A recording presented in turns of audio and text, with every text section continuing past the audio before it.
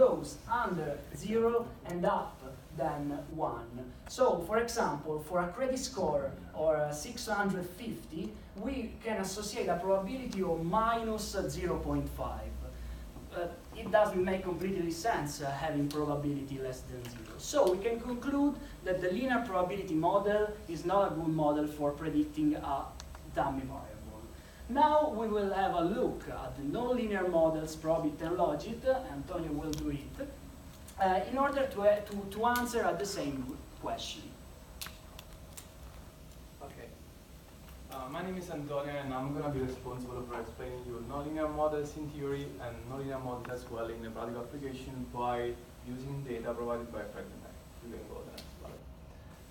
Well, the first step is the following one. I'm going to follow the pattern that my colleague just defined you, and I'm going to follow the paper that one of the most famous Russian econometricians wrote, named Grabowski, and he gave some explanation about why linear probability model performs so badly. Well, it turns out that the relationship between the default probability here and the credit score here is not linear, as you can see, but it's something like to be sigmoidal.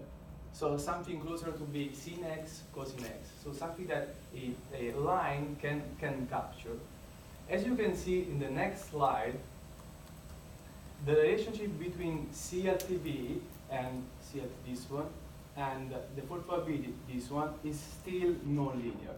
You will get the meaning of CLTV just by the work of my colleague that is going to explain this kind of indexes, but my responsibility is just getting and understanding the relationship now.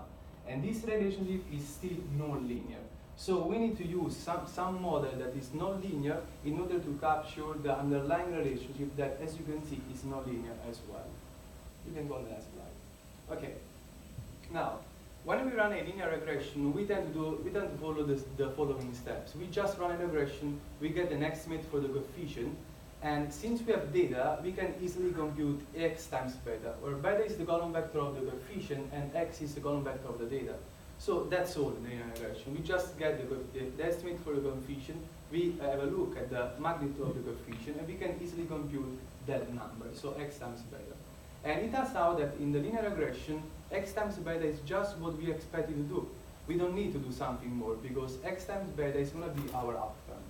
In nonlinear models, I need to do something more. At least I need to do a step more. Indeed, when we use a nonlinear model, we are gonna do the following. We are gonna follow the following steps. Indeed, we are gonna run a regression by using a different approach. As you will see, my approach is gonna be the maximum likelihood estimation.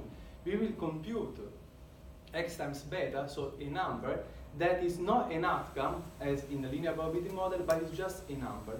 And I'm going to plug this number into something, and you will discover that this something is a CDF, the cumulative density function, and that function is going to give me an outcome. However, I have to be sure that my outcome is always a probability given any real value of x times beta. So I need to have a CDF that has a domain equals to minus infinite plus infinite. You can go to the next slide, please. Okay. Well, it turns out that a function that can do this is the cumulative standard normal distribution. So, how do we act in probit modeling? We are going to do this, we are going to follow this kind of steps.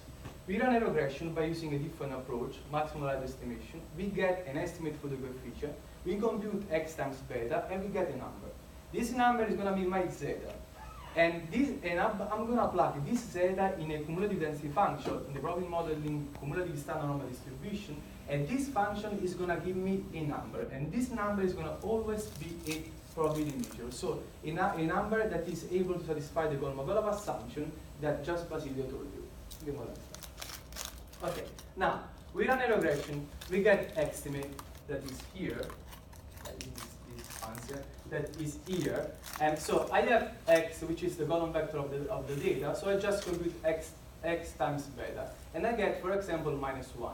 I'm going to plug this minus 1 in this function, the cumulative standard normal distribution, and this function is going to give me a number. As you can see, sorry, as you can see, the number that this function is going to give me is an area. Indeed, the area below the function is 1, in sum is 1.